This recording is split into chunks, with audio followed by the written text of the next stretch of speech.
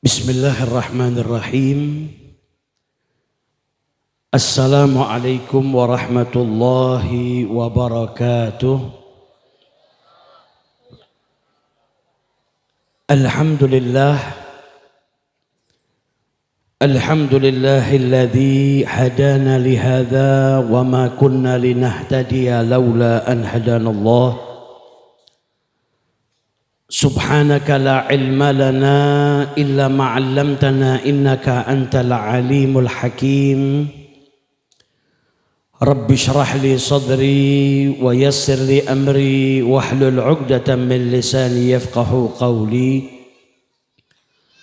Allahumma salli wa sallim ala sayyidina Muhammad miftahi bab rahmatillah adada ma fi ilmillah salatan wa salaman daimaini bidawami mulkillah wa ala alihi wa sahbihi wa man walah amma ba'du. Hadratal muhtaramin, para alim, para ulama, para habaib, para kiai, wabil khusus keluarga besar almarhum al-arif billah al-habib al-barakah Alwi ibn Abi Bakar bin Ahmad bil Faqih, dan juga kepada para alim ulama yang hadir di tengah-tengah kita pada malam hari ini, bil khusus Rais Syuriah PCNU Kabupaten Sumeneb dan segenap jajarannya, para pejabat pemerintahan baik sipil, TNI maupun Polri, wabil khusus Ibu Wakil Bupati Kabupaten Sumeneb, Bapak Kapolres, Bapak Dandim, sahabat-sahabat dari Ansor Banser, hadirin wal hadirat yang dimuliakan oleh Allah Subhanahu wa taala. Alhamdulillah, di malam yang penuh berkah ini kita tidak dikumpulkan di majelis ini terkecuali karena Allah hendak mengampuni dosa-dosa kita. Malam hari ini kita tidak dikumpulkan di majelis ini terkecuali karena Allah hendak mengabulkan doa-doa kita. Malam hari ini kita tidak dikumpulkan di majelis ini terkecuali karena Allah menginginkan kita menjadi orang-orang yang selamat dan jauh daripada orang-orang yang celaka atau binasa wa'iyadzubillah. Karena orang yang hadir ke majelis seperti ini juga dihadiri oleh para malaikatnya Allah, sehingga mereka pun kemudian para malaikat mengabarkan kepada Allah apa yang diinginkan oleh orang-orang yang hadir di majelis zikir, dan mereka berlindung dari apa itu semua disampaikan oleh para malaikat kepada Allah Subhanahu wa taala. Sehingga Allah berkata kepada para malaikatnya, saksikanlah wahai para malaikatku, aku mengampuni mereka semua. Jadi hadirnya kita ke majelis ini, dimudahkan langkah kita ke sini karena Allah mau mengampuni dosa-dosa kita. Bahkan ada malaikat yang berkata, ya Rabb, di antara yang hadir ada hambamu yang banyak dosa. Datangnya niatnya bukan untuk berzikir, bukan untuk ngaji, bukan untuk sholawatan. Innama marra fajalasa ma'ahum. Dia cuma sekedar lewat kemudian duduk di majelis zikir bersama mereka. Ini hamba banyak dosa. Apa kata Allah? Walahu ghafartu, dan baginya pula aku ampuni. Kalau yang datang nggak niat saja tapi duduk dapat ampunan, bagaimana yang berangkat dari rumah bawa niat yang baik, mau cari berkahnya majelis, mau berzikir di majelis, mau menuntut ilmu, tentu orang yang niatnya baik akan mendapatkan lebih dari Allah Subhanahu wa taala. Kemudian Allah katakan kepada malaikatnya, humul qaum la yashqa bihim jalisuhum, mereka adalah sekelompok orang yang duduk dengan mereka tidak akan celaka. Majelis seperti ini yang hadir, yang duduk di sana sedang berkumpul dengan orang-orang yang baik, yang dikatakan yang duduk dengan mereka tidak akan celaka, tidak binasa. Berarti malam hari ini Allah kumpulkan kita di majelis ini agar kita tidak tergolong sebagai orang-orang yang celaka di dunia sampai di akhiratnya Allah Subhanahu wa taala. Amin ya rabbal alamin. Alhamdulillah, insya Allah ini menjadi petanda kalau Allah kumpulkan kita malam hari ini untuk diampuni. Kalau Allah kumpulkan kita agar kita selamat, insya Allah ini menjadi petanda kita menjadi hamba-hamba yang dicintai oleh Allah Subhanahu wa ta'ala. Dan sebagaimana di dunia kita sering dikumpulkan di majelis yang baik, kita berharap kelak di akhir usia kita dalam keadaan yang baik dan dikumpulkan di tempat yang paling baik, yaitu di surganya Allah Ta'ala bersama dengan manusia yang paling baik, yaitu Nabi besar kita Muhammad sallallahu alaihi wasallam. Amin ya rabbal alamin. Alhamdulillah, malam hari ini kita hadir ke majelis haul, dan tentunya di majelis ini kita diajak bersama-sama berzikir mengingat Allah. Di majelis ini kita diajak sholawatan. Di majelis ini kita diingatkan tentang orang-orang yang baik, orang-orang yang mulia, orang-orang yang diangkat derajatnya oleh Allah Subhanahu wa taala.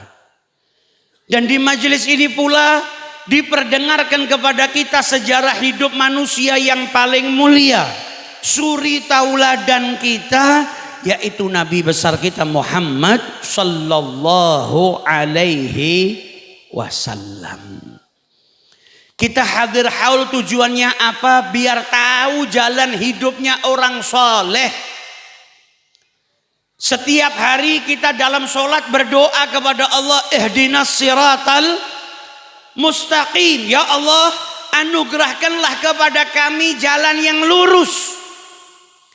Siratal ladzina an'amta alaihim, jalan yang telah kau berikan kepada mereka. Siapa mereka? Minan nabiyyin wassiddiqin wasyuhada'i wassalihin. Kita minta dikasih sama Allah jalannya orang soleh, maka wajib bagi kita mencari tahu bagaimana jalannya para nabi, bagaimana jalannya hidupnya orang-orang yang soleh. Orang-orang soleh itu luar biasa. Salah satu contohnya Al-Habib Alwi bin Abi Bakar Belfaqih. Habib Alwi ini sudah meninggal 53 tahun. Tapi orang gak ngelupain beliau. Beliau sudah wafat 53 tahun. Tapi masih banyak orang yang kumpul mendoakan beliau. Berarti artinya apa? Selama hidupnya beliau punya jalan yang baik. Jalan yang diridhoi oleh Allah Subhanahu wa ta'ala. Bukan hanya itu, berarti beliau menjadi orang yang bermanfaat.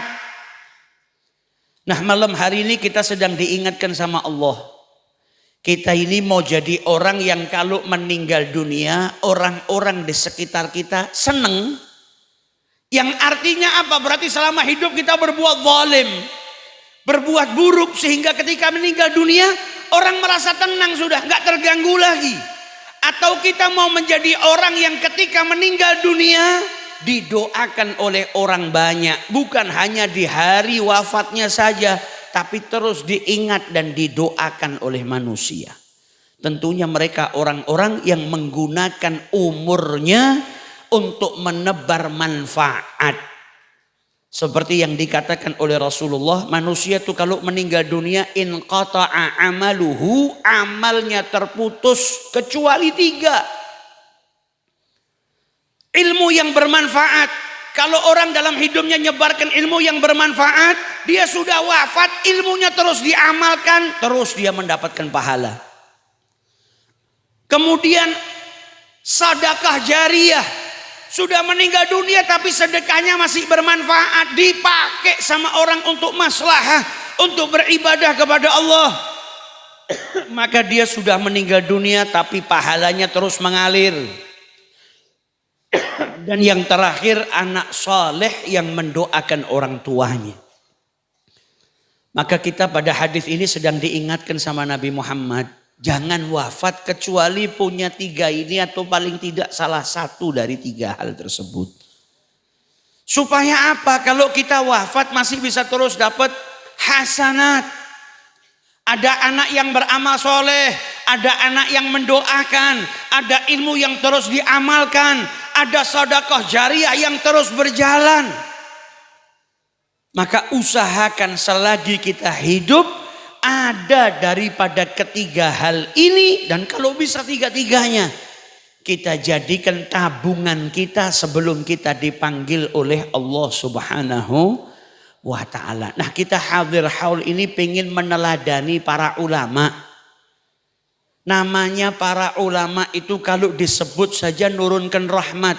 Apalagi kalau yang kita sebut-sebut di majelis ini adalah Nabi besar kita Muhammad Sallallahu alaihi wasallam.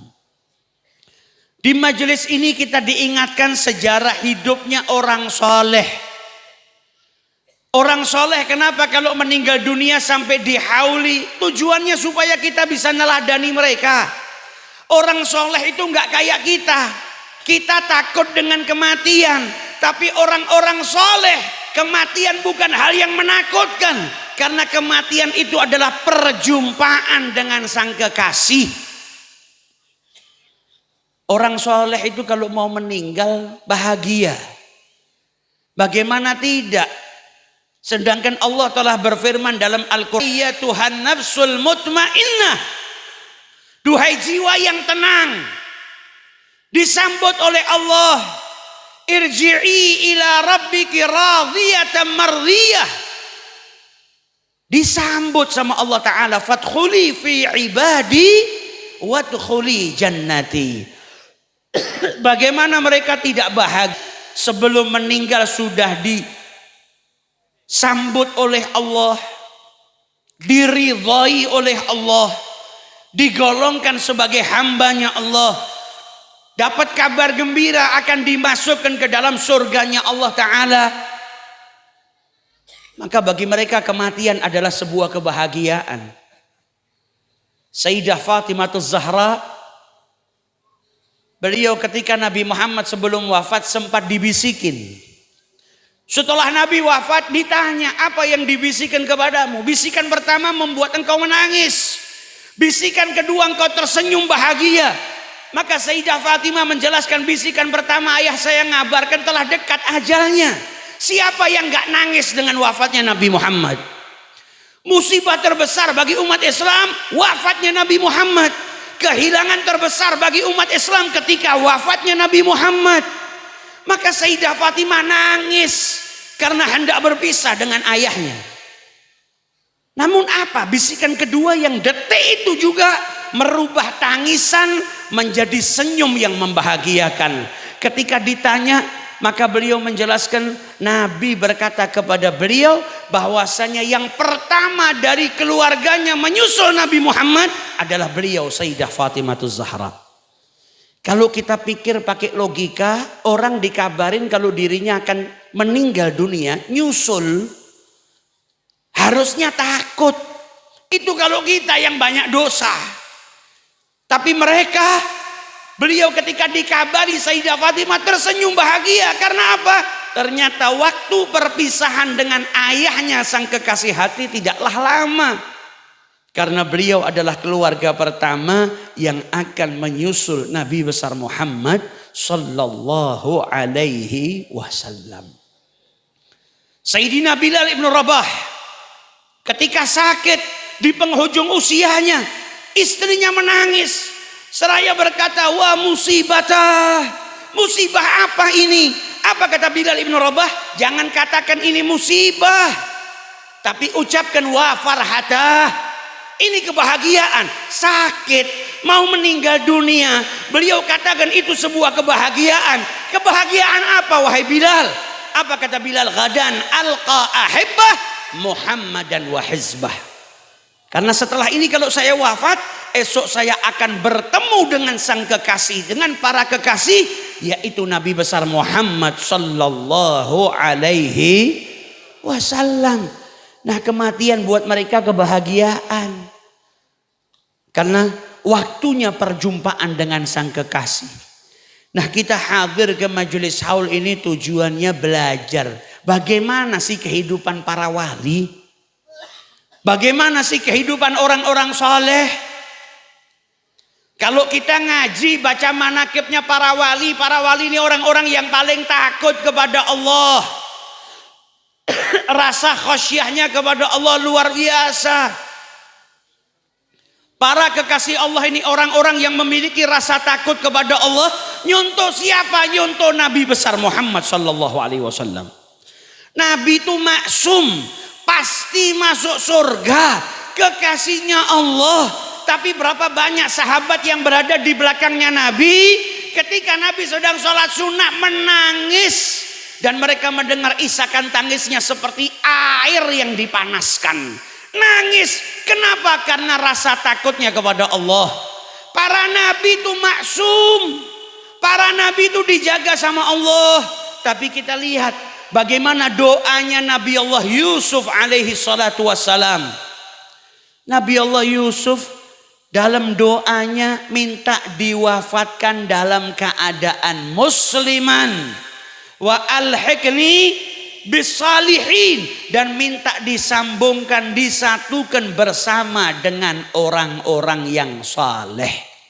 Padahal Nabi, sampai dijelaskan oleh para ulama, doanya Nabi Allah Yusuf ini hadza min khaufihi ala su'il khatimah. Doa ini karena rasa takut beliau wafat dalam keadaan su'il khatimah. Nabi tapi masih takut. Nah, ini yang harus kita jadikan pelajaran. Kita ini kadang tidak pernah punya rasa takut wafat su'ul khatimah. Akhirnya hidupnya sembarangan, berbuat seenaknya. Padahal tidak ada yang mendapat jaminan wafat dalam keadaan husnul khatimah. Kita manusia biasa nih nggak ada yang dapat jaminan. Al-ibrah bil khawatim. Manusia itu tergantung daripada penghujung usianya bagaimana. Kata Nabi Muhammad, ada orang yang sudah langkahnya dekat ke surga. Tinggal beberapa hasta. Tapi karena sudah ditetapkan jadi ahli nar, maka dia sesuai dengan ketetapannya, wa'iyadzubillah. Maka di sini mengingatkan kita, ayo kita contoh para walinya Allah yang punya rasa takut yang besar kepada Allah subhanahu wa ta'ala. Dan para walinya Allah ini orang-orang yang hebat, punya rasa khasyah, punya ilmu yang luas. Para walinya Allah adalah orang-orang yang menghabiskan umurnya untuk nuntut ilmu, kemudian menyebarkan ilmunya Nabi besar Muhammad sallallahu alaihi wasallam. Orang itu terangkat derajatnya karena ilmu. Sayyidina Ali bin Abi Thalib karramallahu wajhah, beliau berkata, la a'da, tidak ada musuh yang lebih harus untuk dimusuhi daripada kebodohan. Wal mar'u aduwwun ma juhil, dan seseorang itu musuh bagi sesuatu yang tidak dia ketahui, atau seseorang itu harusnya menjadikan kebodohannya sebagai musuh. Karena orang kalau sudah bodoh nggak ada ilmunya, akan terjerumus ke dalam perbuatan maksiat. Orang yang tidak memiliki ilmu akan meninggalkan ketaatan. Sya'a am aba, mau tidak mau. Orang kalau nggak tahu ilmu syariatnya Allah, taat ditinggal, maksiat diterjal. Makanya kalau kita ingin jadi seperti para kekasihnya Allah, gunakan umur kita untuk nuntut ilmu. Dengan punya ilmu kita bisa mengetahui mana yang hak, mana yang batil. Dan dengan ilmu derajat seseorang akan diangkat oleh Allah Subhanahu wa ta'ala. Kita kalau baca manakibnya orang saleh, akhlak-akhlaknya nyontoh Nabi Muhammad. Orang yang sabar. Makanya kita hadir hal supaya belajar gimana sih jadi orang sabar. Kemudian para wali Allah orang yang tawadhu, orang yang rendah hati.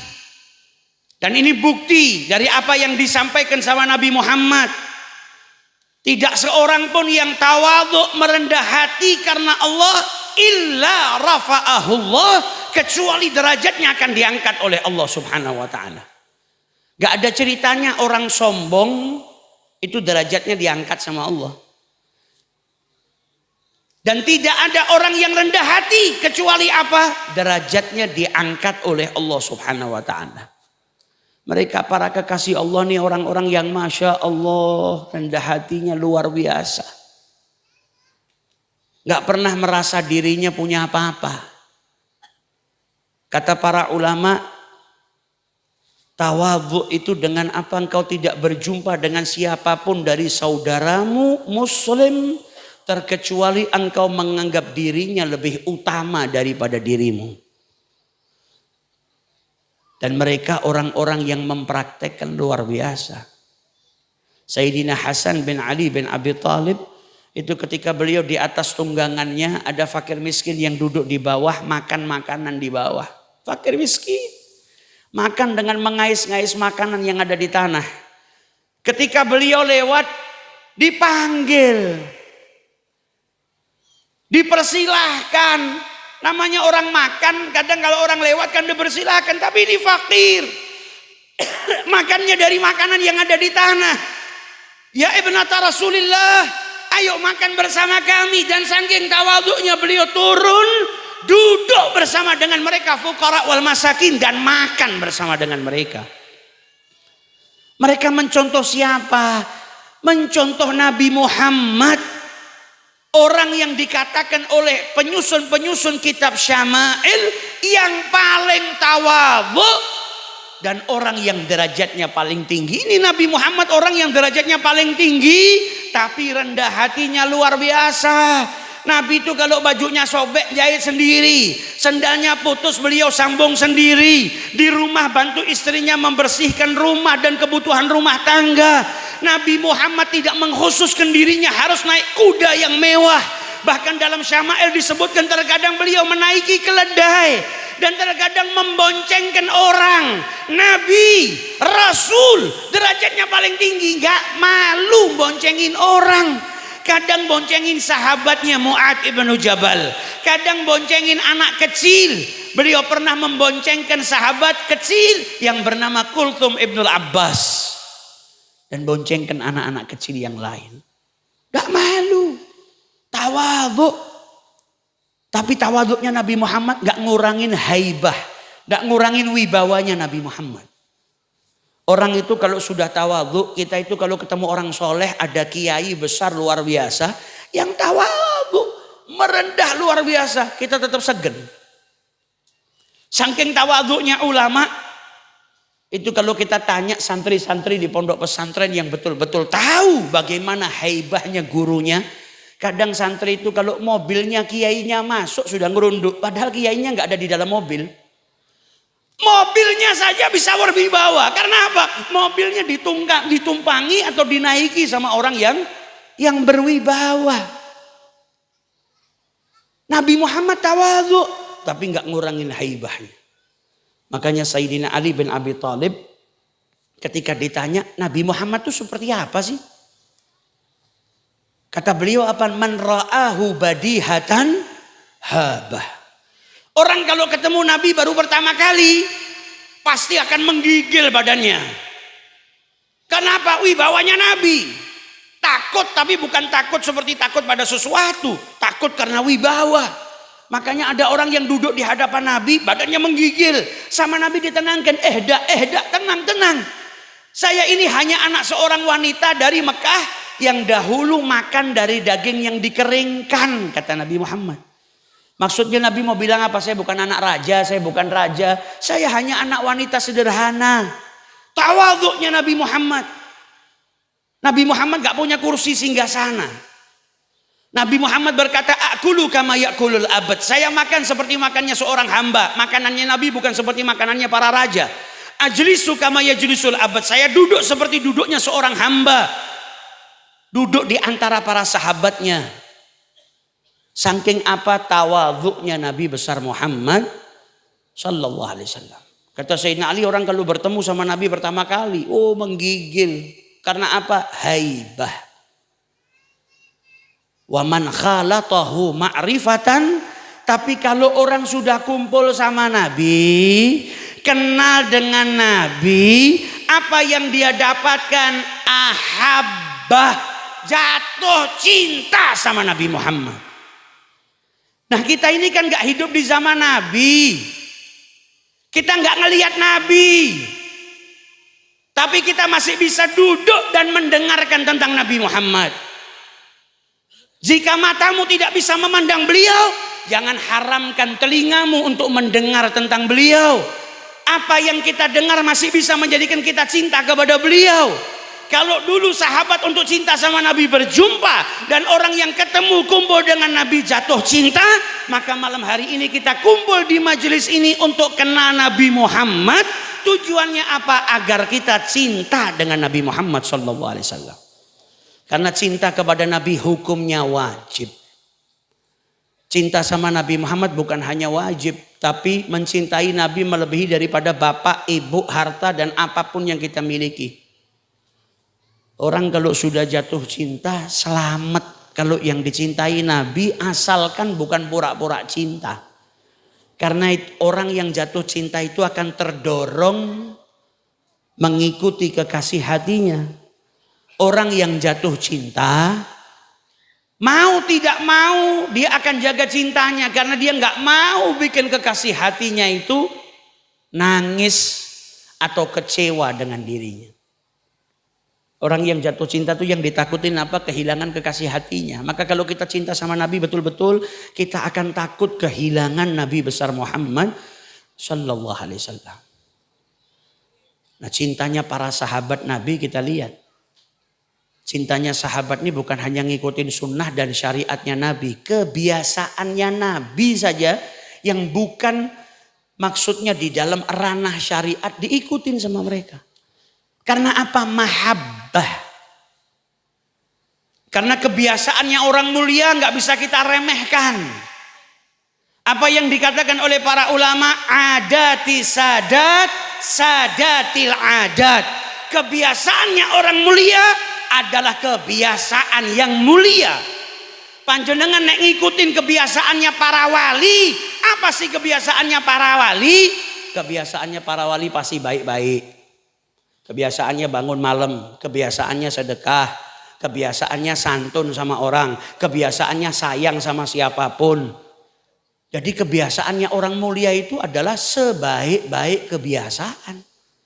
Sahabat Nabi itu mencintai dan ngikutin bahkan dalam hal kebiasaannya Nabi. Sayyidina Anas bin Malik itu beliau ceritakan, dulu saya pernah diajak makan sama Nabi. Dan beliau waktu Nabi masih hidup, beliau masih kecil. Diajak sama Nabi dan ceritanya di usia beliau sudah tua. Saya dulu pernah diajak sama Nabi makan. Saya dapatin Nabi Muhammad suka sama sayur labu. Dan sampai detik ini saya masih suka dengan sayur labu. Kenapa suka sama sayur labu? Bukan karena masakannya enak. Tapi karena itu disukai oleh Nabi besar Muhammad sallallahu alaihi wasallam. Abu Ayyub Al-Ansari nyediain Nabi makan gak dimakan. Ditanya, kenapa ya Rasulullah kau tidak makan? Ada bumbu masakan yang bikin bau mulut. Bawang putih. Mentah. Zaman dulu orang mentah makan. Bikin bau mulut. Nabi gak mau makan. Abu Ayyub tanya, aharamun? Apa ini haram ya Rasulullah? Enggak haram, kalian makan enggak apa-apa. Saya enggak. Karena Nabi Muhammad bermunajat, bicara sama malaikat, enggak mau aroma yang tidak sedap itu keluar dari mulutnya. Kalian makan enggak apa-apa. Dan Nabi Muhammad juga bicara sama orang, enggak mau ganggu orang dengan aroma mulutnya yang tidak sedap. Maka makanan yang menjadikan bau mulut itu ditinggal sama Nabi. Nabi itu ganggu orang dengan bau mulut aja nggak mau, apalagi ganggu orang dengan kata-katanya. Ini ajarannya Nabi Muhammad.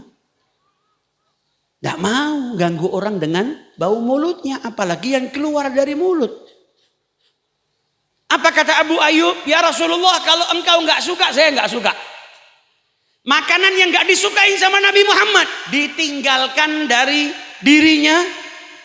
Gak dimakan lagi sama Abu Ayyub sampai kapan? Sampai beliau meninggal dunia. Karena apa? Cintanya kepada Rasulullah sallallahu alaihi wasallam. Nah, kita kalau hadir haul baca manakibnya orang soleh, baca manakibnya para ulama supaya tumbuh cinta. Cinta kali itu nanti akan mengidolakan. Kalau sudah mengidolakan nanti akan ngikutin mereka. Ini energinya cinta. Saya sampai pernah ketemu salah seorang ulama dari Hadramaut. Beliau menceritakan kakeknya beliau. Kakeknya orang alim. Kata beliau, kakek saya itu tidak pernah ke Indonesia. Tapi baca-baca tentang ulama Indonesia luar biasa. Punya banyak maklumat tentang penyebaran Islam di Indonesia. Ulama-ulama yang ada di Indonesia. Dan ketemu dengan para ulama yang ada di ulama Indonesia yang ada di Mekah, Madinah di zaman beliau saat itu. Kata cucunya, beliau cerita kakek saya itu dulu pernah bilang ke saya, ya ini bukan hadis tapi kita lihat mahabbah. Orang kalau sudah cinta itu luar biasa. Sampai apa yang dicintai sama kekasih hatinya itu dicintai pula.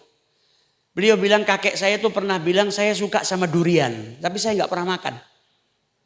Saya suka sama durian tapi saya nggak pernah makan. Lah kenapa kok suka? Karena saya dengar para ulama di Indonesia suka sama buah ini. Ada yang bilang ini baunya tidak sedap, aromanya tidak sedap. Tapi saya suka. Kenapa kok suka? Lo makan aja nggak pernah kok. Ya karena saya dengar orang-orang soleh di sana para ulama suka buah ini. Ya saya suka. Nah ini mahabbah. Mahabbah ini kadang bisa menyukai apa yang dia belum pernah lihat. Tapi karena dia tahu itu disukai oleh kekasih hatinya. Saya tidak nyindir Rami Ali. Nggak tahu nanti ada durian apa enggak di belakang. Allahu a'lam. Tapi ini mahabbah. Orang kalau sudah cinta luar biasa. Nah ini yang kita harapkan. Kalau kita cinta dengan para wali nanti amalnya juga kita cintai. Amalannya, akhlaknya kita cintai. Bagaimana ibadahnya para wali Allah. Bagaimana ibunya Habib Alwi didik putranya Habib Alwi sampai jadi orang soleh. Bagaimana orang-orang yang kita hauli para alim ulama. Itu orang tuanya didiknya bagaimana? Karena di belakang setiap orang besar ada campur tangan atau didikan orang tua yang soleh solehah. Imam Syafi'i 7 tahun hafal Quran. Hari ini gimana anak-anak kita? 7 tahun pintar main game. 7 tahun sudah bisa belanja Shopee sendiri. Ibunya Imam Syafi'i, didiknya Imam Syafi'i 7 tahun sudah hafal Quran, 10 tahun hafal Muwatta'nya Imam Malik, 15 tahun diizinkan oleh gurunya untuk berfatwa. Imam Ahmad ibnu Hanbal, beliau menceritakan dulu waktu saya masih kecil di musim dingin, sebelum subuh ibu saya itu sudah manasin air. Sebelum subuh saya dibangunkan, wudhu pakai air hangat. Digandeng sama ibunya diantarkan ke masjid. Usia berapa? Usia 7 tahun. Kita mungkin usia 7 tahun belum ngajarin anak kita sholat. Padahal kita diperintahkan untuk merintahkan anak kita sholat di umur 7 tahun. Imam Ahmad ibnu Hanbal 7 tahun sholatnya sudah jamaah di masjid. Siapa yang didik? Ibunya. 7 tahun sudah jamaah. Nah kita hadir haul ini juga belajar nih gimana sih orang tuanya orang soleh yang didik anaknya. Habib Ali bin Muhammad al-Habasyi, beliau waktu ibunya masih hidup bilang apa? Selagi ibu saya masih hidup, saya nggak pernah menganggap harta milik saya adalah punya saya. Harta saya adalah milik ibu saya. Dan kalau seandainya ibu saya gandeng saya ke pasar, bilang sama orang pasar kalau saya budaknya dan saya dijual, saya ridho. Pengen punya anak yang baktinya seperti itu, ya didik anaknya untuk kenal dengan Nabi Muhammad SAW. Didik anaknya untuk ngikutin syariatnya Nabi. Didik anaknya untuk kenal dengan orang-orang yang soleh. Tanpa pendidikan yang seperti itu nggak bisa kita punya anak-anak yang seperti itu. Nah ini yang kita harapkan. Kita kalau baca manakibnya orang-orang yang soleh itu luar biasa ya Allah. Sifat rahmatnya luar biasa. Jangan dikira ulama zaman dahulu tantangannya nggak besar. Besar. Mereka ya dicaci dimaki. Nabi Muhammad ya dicaci dimaki. Tapi beliau nggak pernah balas cacian dengan cacian. Makian dengan makian. Nabi Muhammad itu sampai sahabatnya ada yang tanya. Kok nggak dibalas? Mereka melaknatmu, mencacimu. Kata Nabi, ma bu'ithu la'anan wala sabbaban. Aku enggak diutus untuk melaknat, mencaci. Innama bu'ithu liutammima makarimal akhlak. Untuk menyempurnakan budi pekerti manusia. Para ulama sampai menjelaskan Nabi itu ketika dicaci, kenapa enggak membalas mencaci? Karena Nabi Muhammad itu suri tauladan. Laqad kana lakum fi Rasulillahi uswatun. Nabi Muhammad itu akhlaknya ditiru, bukan Nabi niru akhlaknya orang. Kalau Nabi dicaci, Nabi membalas dengan cacian, berarti Nabi nyontok akhlaknya mereka. Tapi Nabi Muhammad ketika dicaci membalasnya dengan kebaikan, Nabi mencontohkan budi pekerti yang luhur. Akhirnya orang-orang itu berhenti tidak mencaci Nabi Muhammad, yang ada karena akhlaknya Nabi, mereka beriman dengan ajaran yang dibawa oleh Nabi besar Muhammad Sallallahu alaihi wasallam. Masuk Taif dimusuhin seperti itu, dilemparin batu sampai berdarah, terluka. Malaikat nawarin, kalau kau mau, kau izinkan ya Muhammad, ini gunung yang ada di samping-samping Taif kita jatuhkan ke mereka, semoga mereka semua binasa. Malah didoakan sama Nabi, jangan. Kalau mereka nggak beriman, saya berharap nanti keluar dari tulang sulbi mereka generasi-generasi yang beriman kepada Allah Ta'ala. Ini orang yang nyakitin Nabi. Justru malah anaknya yang belum lahir, generasi yang akan datang. Sama Nabi didoakan selamat. Didoakan jadi orang yang beriman berarti selamat dari siksa nerakanya Allah Ta'ala. Nah ini akhlaknya Nabi besar Muhammad Sallallahu alaihi wasallam. Beberapa hari yang lalu saya dengar kisah yang disampaikan oleh Habib Umar bin Muhammad bin Salim bin Hafidh dari Syekh Ma'ruf Al-Qarhi. Syekh Ma'ruf Al-Qarhi ini, beliau suatu ketika jalan dengan para pecintanya, lewatin tepi pantai. Di pantai banyak anak-anak muda kumpul maksiat, mabuk-mabukan. Mabuk.